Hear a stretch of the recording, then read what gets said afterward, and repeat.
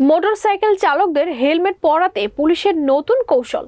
সারা দেশের নাই চাঁদপুরের ফরিদগঞ্জে নো হেলমেট নো ফুয়েল কার্যক্রম শুরু করেছে থানা পুলিশ।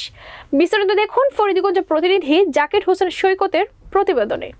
19 মে রবিবার দুপুরে ফরিদগঞ্জ বাস স্ট্যান্ডে থানা অফিসার ইনচার্জ সাইদুল ইসলামের নেতৃত্বে এই কার্যক্রম পালন করা হয়েছে।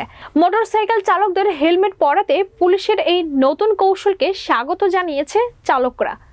এতে করে যেমন দুর্ঘটনা এড়ানো যায়, তেমনি গরমের রোদ থেকে রক্ষা পাওয়া যায়। এ সময় রাস্তার মধ্যে যারা হেলমেটবিহীন মোটরসাইকেল চালাচ্ছেন তাদের হেলমেট পরার জন্য উৎসাহিত করা হচ্ছে, সাথে জরিমানার আওতায় আনা হচ্ছে। এছাড়া পেট্রোল পাম্পে সচেতনতামূলক লিফলেট ও স্টিকার লাগিয়ে পাম্পগুলোর কর্তৃপক্ষকে হেলমেট ছাড়া চালকদের জ্বালানি না দিতে কঠোর নির্দেশনা দেয়া হয়। উপজেলার বিভিন্ন পয়েন্টে এই অভিযান চলছে বলে জানান থানা police officer in charge Mohammad Saidul Islam বলেন, এসপি সাইফুল ইসলাম ও সড়ক ও যোগাযোগ মন্ত্রী নির্দেশনা দিয়েছেন হেলমেট ছাড়া কাউকে ফুয়েল না দেওয়ার জন্য। তারই অংশ হিসেবে সারা দেশে এই কার্যক্রমের চলমান রয়েছে।